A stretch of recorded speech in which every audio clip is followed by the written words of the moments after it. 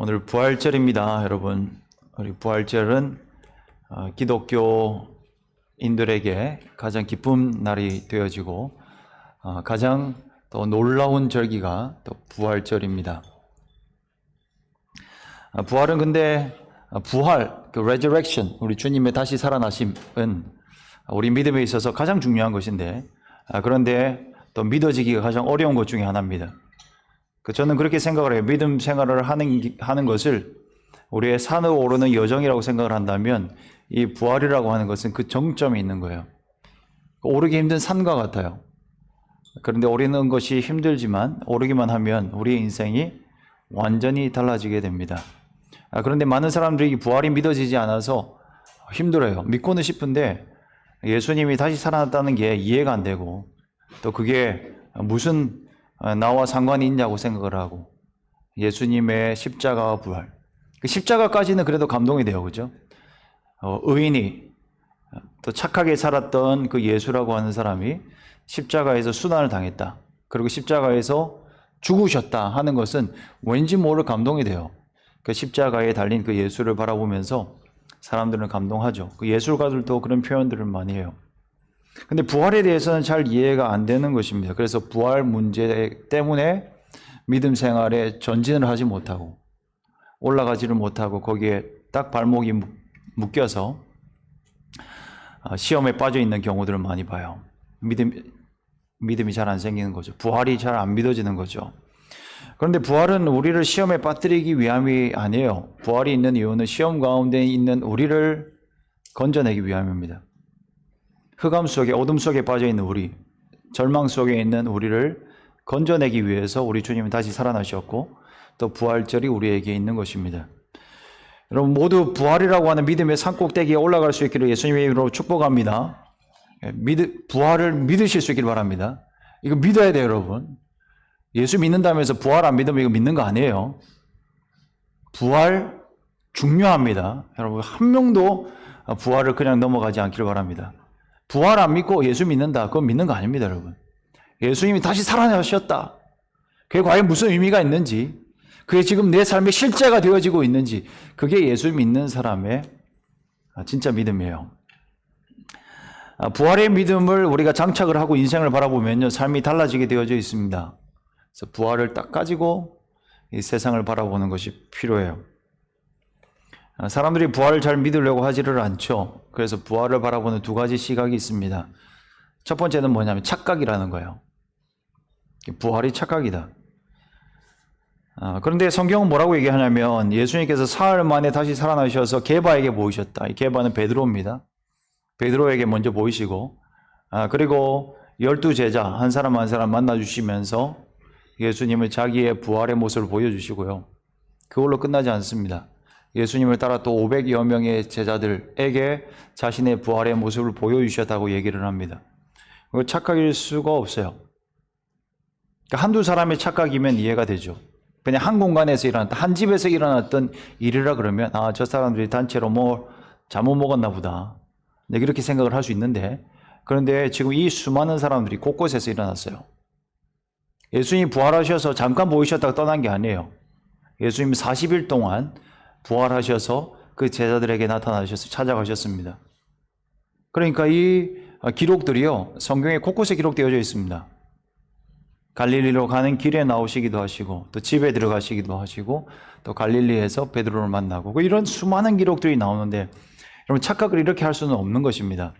그리고 또 하나의 시각이 뭐냐면 거짓말이라고 하는 시각이에요. 집단 사기극이다. 이건 사기다. 그렇게 생각하시는 분들이 있어요. 많이 있어요. 여러분 중에는 혹시 그런 분들 없으신지 모르겠습니다. 뻥이다. 구라야. 거짓말이야. 있을 수 없어. 그렇게 생각을 하는 사람도 있어요. 제자들이 3년 동안 예수님을 따라다니다가 갑자기 그가 존경했고 신뢰했던 그 예수가 십자가에 못 박혀서 죽게 되자 너무 마음이 허탈한 거예요. 그래서 그 사람들이 단체로 입을 맞춰가지고 사기극을 만들어냈다. 그런 주장을 하는 것입니다. 그러니까 의외로 이 생각을 믿는 사람들이 많아요. 근데 500명이 여러분 한꺼번에 입을 맞춰서 사기극을 벌이는 건 불가능한 일이에요. 거짓말 해보셨어요? 거짓말을 같이 사기를 치려고 해보셨어요? 전 남동생이 하나 있는데 남동생 하나하고 입을 맞춰가지고 엄마한테 뻥 치려고 그래도요, 꼭 배신해요. 7월 달 되면 얘가 또 잠깐 와서 한번 보게 될 거예요. 나를 배신한 그 동생. 두 사람이 입을 맞추기도 쉽지 않습니다. 굉장히 머리 아픕니다. 근데 500명이요. 동시에 하나로 마음을 맞춰서 사기를 치는데, 그것도 지금 전 세계 사람들 대상으로 사기를 치는 거잖아요. 지금 2000년 역사 동안에 지금 이 거짓말에 속은 사람들이 이렇게 많고, 지금도 그걸 속이고 있는 일이 되어지는 거잖아요. 이건 만약에 그렇다 그러면 지상 이래에 그 역사상 최고의 최대 사기극이 되는 겁니다. 예수님 이후에 지금까지 태어난 사람들이 몇 명인 줄 아세요? 대략적으로 380억 명으로 그렇게 봅니다. 그 중에서 80억 명 정도가 크리스찬이었고, 지금도 이제 크리스찬인데, 근데 이런 사기극이 있을 수 없는 거예요. 85억 명이 단체로 사기치고, 또 그 나머지 사람들도 그걸 가만히 내버려 두고 있을 수 없는 일이죠. 게다가 초대교회 때는 어떤 일이 있었습니까? 예수님의 증인들이라고 그리스도인들의 이름이 붙여졌어요. 예수의 증인. 근데 거기에 생략된 게 있는데, 부활한 예수의 증인. 예수의 증인이라고 하는 말은 부활하신 예수님의 증인이다 라고 하는 의미가 있습니다. 우리가 증인되어져야 된다. 무슨 증인이냐? 예수님의 부활의 증인이에요. 우리가 예수 증거해야 된다, 그런 얘기 많이 하잖아요. 우리가 예수님 전달해야 된다고. 그 말은 뭐냐면 예수 부활을 알려주라, 그 얘기예요. 예수가 예전에 있었다, 예수가 십자가에 죽었다, 이 얘기는 모르는 사람이 아무도 없었다고요. 지금도 그걸 모르는 사람은 없어요. 근데 뭘 알려줘야 되냐면 그 예수가 죽었다가 다시 살아났다고. 부활의 증인인 거예요. 근데 그 부활을 증거하기 위해서요, 초대교회 많은 성도들은 목숨을 걸었고, 지금도 예수님 부활을 증거하는 것 때문에 사람들은 목숨을 걸어요. 이런 일은 있을 수 없어요. 사기치는 것 때문에 어떻게 목숨을 걸어요? 거짓말하는 것 때문에. 있을 수 없는 일이에요. 그러므로 여러분, 부활은 사실입니다. 이런 일은 있을 수 없어요. 부활이 사실이라고 하는 것을 믿을 수 있기를 축복합니다. 부활은 팩트예요. 예수님 다시 살아나셨어요. 굉장히 중요한 거예요. 부활이 우리에게는 핵심이에요. 그래서 고린도 전서에 보면 15장에요. 사도 바울이 부활에 대해서 얘기를 하는데, 부활이 왜 사실인지, 부활이 얼마나 중요한 것인지에 대해서 사도 바울은 우리에게 여러 가지 증거로 얘기를 해줍니다. 요약하면 이런 거예요. 고린도전서 15장 13절부터 19절 말씀에 나오는데요. 부활이 없으면 어떻게 된다고 얘기하냐면 그리스도가 다시 살지 못한다, 그런 얘기를 제일 먼저 하고요. 또 둘째, 부활이 만약에 없다 그러면 복음 전파도 헛된 것이다. 지금 제자들이 또 예수님의 사도들이 복음을 전파하고 있는 일들이 참 많은데, 근데 만약에 부활이 없다 그러면 이거 다 필요 없는 일이라고 그렇게 얘기하고요. 세 번째는 뭐라고 그러냐면 믿음이 헛된 것이다. 그 유대교, 또 이스라엘 백성들이요, 수천 년 동안 그 하나님을 믿는다, 믿음에 대해서 강조를 많이 해왔는데, 만약에 부활이 없으면 너희들이 말하는 그 믿음 다 헛것이라고 그렇게 얘기를 합니다. 또 넷째는 우리가 하나님의 거짓 증인이 된다고 얘기를 하고요. 또 다섯 번째는 만약에 부활이 없으면 여전히 우리는 죄 가운데 거할 수밖에 없다. 여섯째, 만약에 부활이 없으면 예수 믿다가 죽은 사람은 망한 자들이고, 또 일곱 번째 마지막이에요. 부활이 없다 그러면 예수 믿는 자들, 그러니까 저와 여러분 같은 사람들이 세상에서 가장 불쌍한 자다, 그렇게 얘기를 합니다. 지금 이 부활에 대해서 사도 바울이 이야기를 하면서 강조하고 있는 한 단어가 있는데, 이게 뭐냐면 케노스라고 하는 단어인데요, 그거는 헛된 것이다, 텅 비어 있는 그런 단어예요. 그러니까 이 15장을, 고린도전서 15장을 근거로 하면 만약에 부활이 없으면 교회는 없다, 만약에 부활이 없으면 기독교는 없다, 그렇게 지금 사도 바울은 이야기하는 것입니다. 그런데 여러분, 지금까지 교회는 존재하고 있습니다. 2000년 역사 동안에 기독교를 깨뜨리기 위해서 나타난 세력들이 굉장히 많았거든요. 근데 기독교를 무너뜨리지 못했습니다. 지금까지 우리는 교회를 이루고 있습니다. 이게 뭘 이야기를 하냐면 부활은 사실이다 하는 것을 알려주고 있는 것입니다. 부활에 대해서 진짜 믿음을 가질 수 있기를 축복합니다. 부활이 만약에 없으면요, 우리는 신앙생활을 해도 텅 비어있는 신앙생활을 하는 겁니다. 부활을 믿지 않고 부활을 생각하지 않고 살아가면 아무것도 없는 거예요. 그래서 우리의 믿음에 있어서 제일 중요한 건 부활에 대한 믿음이에요. 부활이 제대로 잡히면요, 우리 신앙생활에 있어서 해결되어질 게 굉장히 많아요. 부활, 예수님의 부활을 붙잡으시고요. 부활을 믿어야 진짜 신앙인이 됩니다. 그래서 예수님이 부활하셔가지고 제자들을 만나요. 그러면서 건드는 게 뭐냐면 믿음이에요. 네가 나를 믿냐? 내가 다시 살아난 걸 믿냐? 그렇게 얘기를 합니다. 만약에 안 믿어지면 와서 만져보고 믿으라고, 와서 가까이 와서 보고 믿으라고. 믿음이 그렇게 중요한 거라고 주님은 말씀하고 있습니다. 왜요? 부활을 믿어야 진짜 신앙인이 되기 때문에 그렇습니다. 부활은 믿음의 클라이막스입니다. 여러분, 부활은 믿음의 종결입니다. 여러분, 부활은 우리의 구원의 완성입니다. 그래서 우리는 끊임없이 부활을 바라봐야 되고 부활을 소망해야 되고 또 부활로 살아가야 하는 것입니다. 부활로 살아가지 않으면, 부활에 대한 믿음이 없으면 신앙생활에 심각한 손상이 생겨요. 하나님 믿지만 늘 허덕거려요. 작은 문제 하나 해결하지 못해요. 우리가 예수님을 믿는다고 하지만 채워지지 않는 것 때문에 늘 헐떡거리면서 살아가요. 그게 부활을 경험하지 못하기 때문에 그렇습니다. 하나님의 자녀가 되게 하셨는데, 예수님 믿는다고 하는 것은 엄청난 권세잖아요. 하나님의 자녀, 엄청난 권세. 하나님의 자녀가 된다 하는 것보다 큰 복은 없습니다. 여러분이 하나님의 자녀가 되었습니다. 할렐루야. 여러분 예수님 믿으십니까? 그럼 하나님의 자녀가 된 거예요. 우리 하나님이 어떤 분이에요? 하늘과 땅을 만드신 분, 온 세상을 주관하시는 하나님. 그 하나님을 믿는 것입니다. 근데 만약에 우리가 예수님의 부활을 믿지 못하면 그 하나님의 자녀의 권세를 누리지 못한다고. 그게 얼마나 큰 비극이냐고. 그래서 부활을 믿으라고. 지금 예수님도 얘기하고요. 오늘 본문 가운데도 그런 얘기를 합니다. 4장 16절 말씀 우리 같이 한번 읽어볼까요? Romans 4:16 같이 읽어보겠습니다. 시작. 그러므로 상속자가 되는 그것이 은혜에 속하기 위하여 믿음으로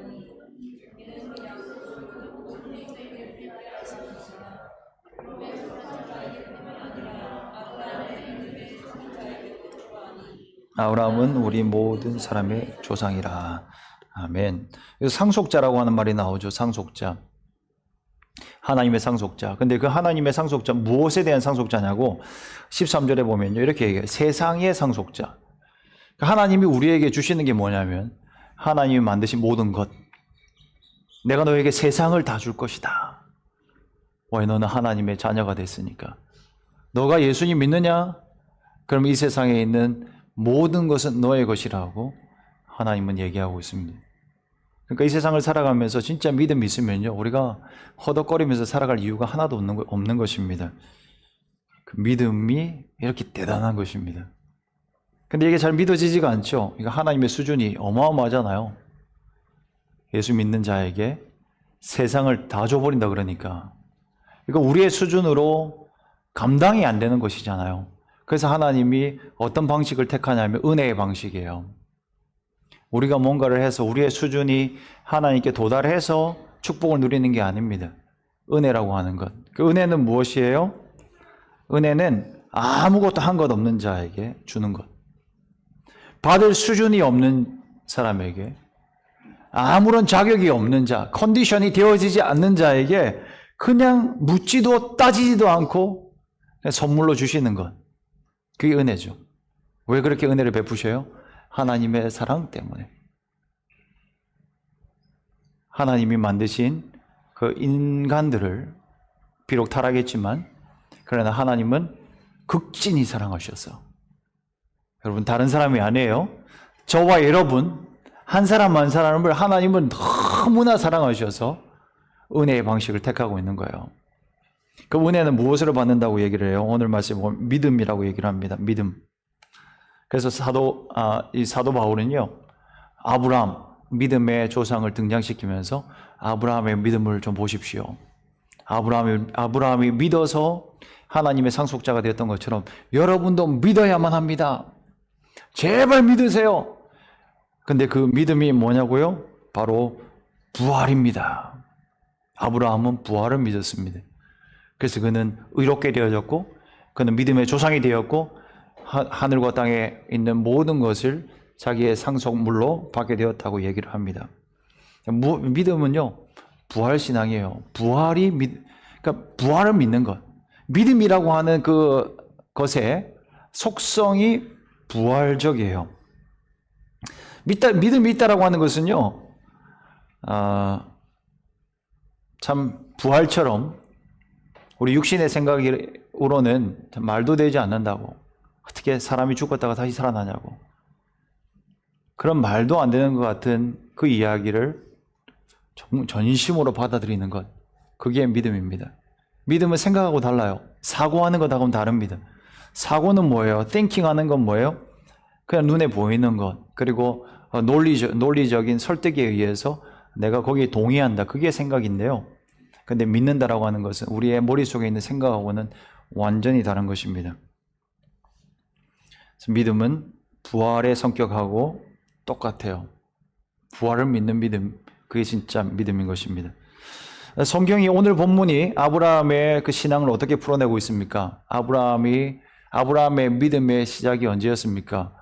물론 그가 부르심을 따라서 길을 떠났지만, 그때 믿음의 시작이 여정의 시작이었지만, 근데 그의 인생에 있어서 믿음이 딱 도장 찍히는 순간은 바로 아들을 받을 때입니다. 그래서 오늘 본문 말씀에 보면 아브라함이 100세 때에 그 약속을 받았다. 그렇게 얘기를 합니다. 이미 75세 때 약속을 받았잖아요. 근데 25년이 지났지 않습니까? 근데 그 25년 동안 약속이 이루어지고 않을 때에도, 아이가 태어나지 않을 때에도 그는 하나님의 약속을 끝까지 믿었다. 그렇게 얘기를 합니다. 75세 때 이미 그의 경수는 끊어졌습니다. 이미 남자로서 기능을 못했습니다. 여자도 마찬가지였어요. 그들은 아이를 만들 수 있는 나이가 아니었습니다. 오늘날을 하고 비슷한 것 같아요. 75세. 우리 75세 되신 분 계시잖아요. 권사님이 오늘날 아이를 낳을 수 없잖아요. 할아버지들이 아이를 낳는 일은 불가능하잖아요. 아브라함이 그랬어요. 근데 25년 동안 기다린 거예요. 여러분, 하나님의 능력은 이렇게 나타납니다. 인간의 가능성이 제로가 될 때 나타납니다. 아무것도 보이지 않는 그 절망의 상황 가운데 하나님은 자신의 일을 나타내십니다. 우리의 삶에도 마찬가지입니다. 우리가 뭔가를 여전히 할 수 있다고, 그냥 할 수 있을 것 같이 생각되어질 때는요, 하나님의 능력이 나타나지 않아요. 근데 우리가 언제 하나님의 능력을 경험해요? 언제 하나님을 만날 수 있어요? 나는 안 되는구나. 나는 절망이구나. 나는 더 이상 내게서 아이를 낳을 수 없겠구나라고 하는 것을 인정할 때 우리는 하나님을 전심으로 찾습니다. 여러분, 그래서 여러분이 혹시 어려움을 만날 때 그것이 하나님을 만날 수 있는 그런 기회가 되어지는 것, 그것이 축복이 되어지는 이유가 바로 이것 때문입니다. 여러분, 하나님 앞에서 어떤 것도 여러분의 가능성 제로, 나는 절망이고, 나는 아무것도 안 된다고, 나는 이제 끝났다고, 나는 죽었다고 얘기하는 그 순간에 하나님 앞에 엎드려서 우리 하나님을 만나고 또 주님의 역사를 볼 수 있기를 예수님 이름으로 축복합니다. 근데 아브라함의 믿음이 완성될 때는 언제예요? 그 아이를 바칠 때예요. 창세기 22장이에요. 창세기 22장에 아브라함이 100세 때 받았던 그 이삭을 하나님이 바치라고 해요. 그때 바쳐버렸어요. 그때 아브라함의 믿음이 정점으로 올라간 거예요. 창세기 22장 3절에서 6절 말씀은 이렇게 표현을 해줘요. 아브라함이 아침에 일찍 일어나 안장을 지우고 두 사환과 그 아들 이삭을 데리고 번제에 쓸 나무를 쪼개 가지고 떠나 하나님이 자기에게 지시한 땅으로 갔다, 그렇게 얘기를 합니다. 여러분, 로얄 이스터 쇼 가는 거 아니잖아요. 피크닉 가는 거 아니잖아요. 근데 아브라함은 아침 일찍이 자기 아들을 깨워요. 뭔가 설레이는 일을 할 것처럼 아들을 깨우고 그리고 그의 종들을 불러서 빨리 가자. 가야 된다고. 그리고 지금 여행을 떠났습니다. 그 여행을 떠나서 3일길쯤 가서 아브라함이 뭐라고 얘기하냐면 하나님이 말씀하신 곳이 저기 있으니까 여기서 사환들아 너희 종들은 여기서 기다려라. 내가 갔다 올게. 3일만 기다려. 갔다 오면 돼. 그렇게 얘기를 합니다. 이 아브라함이 뭘 바라봤냐면 지금 이삭을 죽이러 올라가지만 그는 이삭을 살리실 하나님을 바라보고 그 길을 떠난 것이었습니다. 아브라함의 믿음은 부활의 믿음이었습니다. 여기에 대해서 히브리서 11장 17절 말씀 더 정확하게 알려줘요. 히브리서 11장 17절에서 19절 말씀. 아브라함, 우리 여기 띄워졌어요? 같이 읽겠습니다. 시작.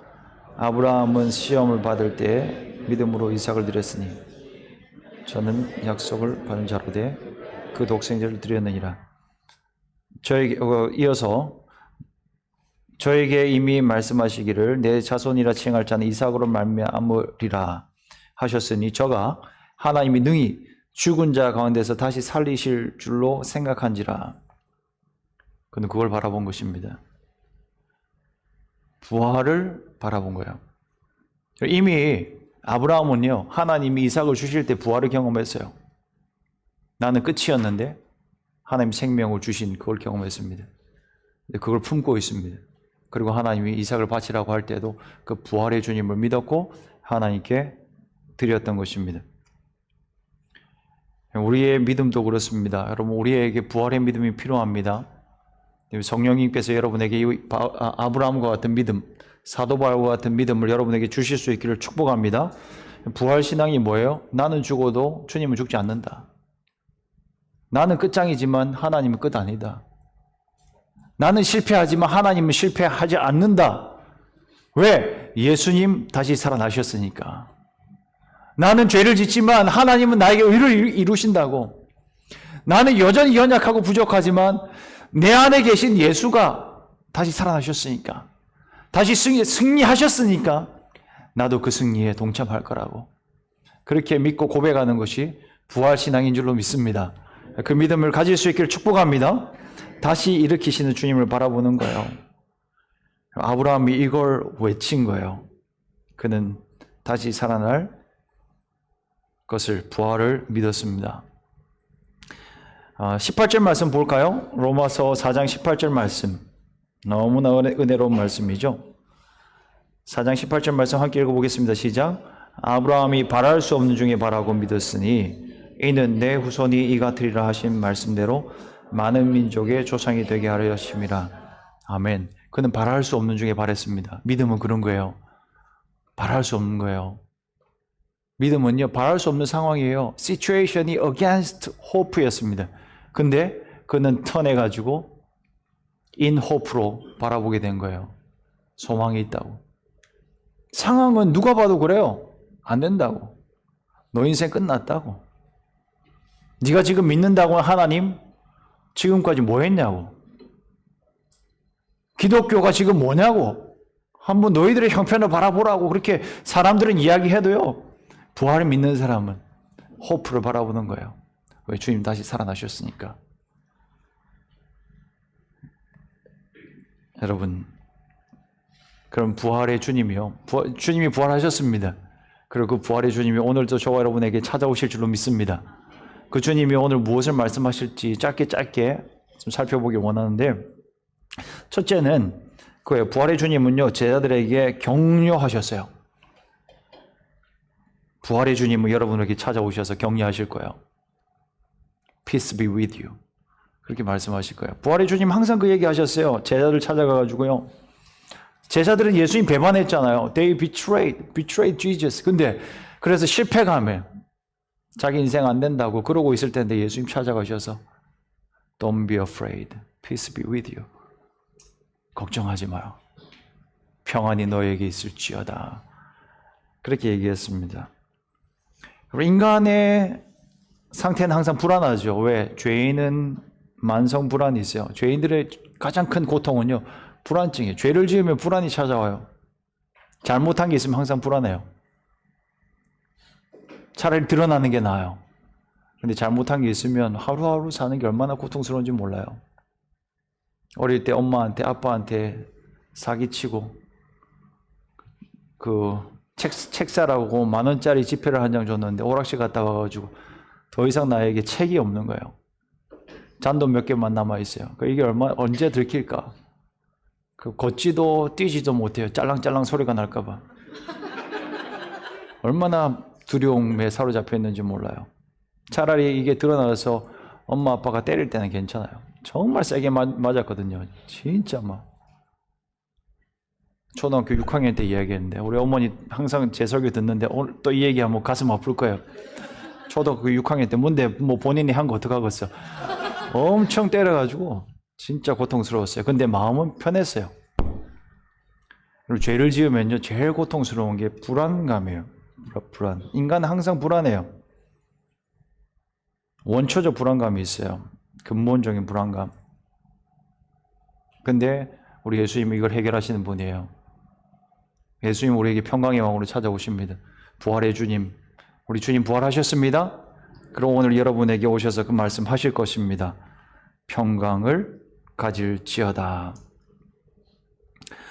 두 번째, 우리 부활의 주님은요, 비전을 허락해 주세요. 비전을. 요한복음 20장 21절 말씀에 보면 이런 말씀이 있습니다. 평강이 너에게 있을지어다. 그리고 아버지께서 나를 보내신 것 같이 나도 너희를 보내노라. 이게 무엇입니까? 다시 예수님이 제자들을 파송하는 장면이에요. 실패한 자리에서 예수님은 다시 그들을 부르시고 파송하십니다. 여러분 갈릴리에서요. 베드로에게 찾아가셨습니다. 네가 나를 정말 사랑하냐? 진짜 사랑하냐? 정말 나를 사랑하니? 라고 물으시고요. 그러고 나서 베드로에게 다시 부탁하십니다. 그러면 나의 양을 먹이라고. 실패한 베드로에게 양을 치라고 더 큰 비전을 주시는 것입니다. 부활의 은혜를 경험한 자는요, 무너진 현실 속에서도 비전을 일궈냅니다. 실패한 자에게 다시 소망을 주시고요. 아무것도 할 수 없을 것 같은 우리에게 다시 하나님 사명을 주시면서 아니야, 너 저 할 수 있어. 내가 너 다시 보낼 거야. 너 정말 귀하게 살아갈 수 있어 라고 우리 주님 말씀하십니다. 마지막 결론적으로 세 번째는 뭐냐면요, 우리 주님이 어디로 가셨는지 그게 참 중요한 것 같아요. 우리 예수님이 부활하시고 나서 어디로 가십니까? 갈릴리로 가셨어요. 제자들에게 약속하신 대로. 예수님 돌아가시기 전에 제자들에게 말씀하셨어요. 갈릴리에서 다시 만나자. 다시 만나자. 내가 죽으러 가지만 난 다시 살아날 거야. 그리고 너희들을 만나기 위해서 갈릴리로 갈 거야. 그렇게 얘기를 했습니다. 근데 갈릴리는 어떤 땅이에요? 갈릴리는 참 신기한 땅이에요, 여러분. 갈릴리는요, 갈릴리 호수를 둘러싸고 있는 그 땅을 말하는데 거기는 이방인의 땅도 있고요. 또 유대인의 땅도 있어요. 나사렛도 있고 또 데가볼리도 있고 다양한 민족이 섞여 살아요. 그리고 예수님이 그곳에서 사역을 시작했잖아요. 선교의 시작이었어요. 그리고 제자들을 부르신 장소예요. 예수님과 제자들 사이에 추억이 묻어 있는 곳이에요. 예수님이 처음 그를 부르신 장소가 갈릴리였습니다. 왜 거기서 예수님은 다시 가셔서 제자들을 만나 주실까요? 바로 그곳이 제자들이 예수님을 배반했고 실패했던 현장이기 때문에 그래요. 분명히 사람 낚는 어부가 되게 할 거라고. 분명히 네가 나를 따를 거라고. 내가 주님만을 영원히 따를 거라고 고백했던 장소가 거기였거든요. 근데 배반했잖아요. 거기에 다시 찾아오신 것입니다. 오늘 부활의 주님께서는요, 갈릴리의 제자들의 삶을 부활시키셨습니다. 마찬가지로 저와 여러분의 실패한 부분도 다시 소생케 할 줄로 믿습니다. 여러분이 생각할 때 실패한 자리가 어디예요? 여기는 안 된다고. 이 영역은 안 된다고. 아이, 주님, 은혜 받고 또 믿음 생활 하는데 여기는 안 된다고. 나의 부부 생활 안 된다고. 내 자녀는 안 된다고. 그리고 내 여러 가지 성품의 열매들 중에서 자꾸 실패하는 그 부분, 이 부분만큼은 안 된다고. 그래서 계속 덮으려고 하는 부분이 있어요. 외면하는 부분. 여러분, 그곳에 주님이 찾아올 줄로 믿습니다. 그 자리에서 주님은 말씀하실 거예요. 다시 내가 너를 보내노라. 다시 할 수 있다고 주님은 말씀하실 것입니다. 부활의 능력을 다시 경험할 수 있기를 예수님의 이름으로 축복합니다. 부활의 주님 바라보는 자는요, 그 자리에서 주님이 일으키시는 것, 주님이 다시 새롭게 시작하시는 것을 경험하게 될 것입니다. 이 시간 다 같이 우리 기도의 자리로 나아가고자 합니다.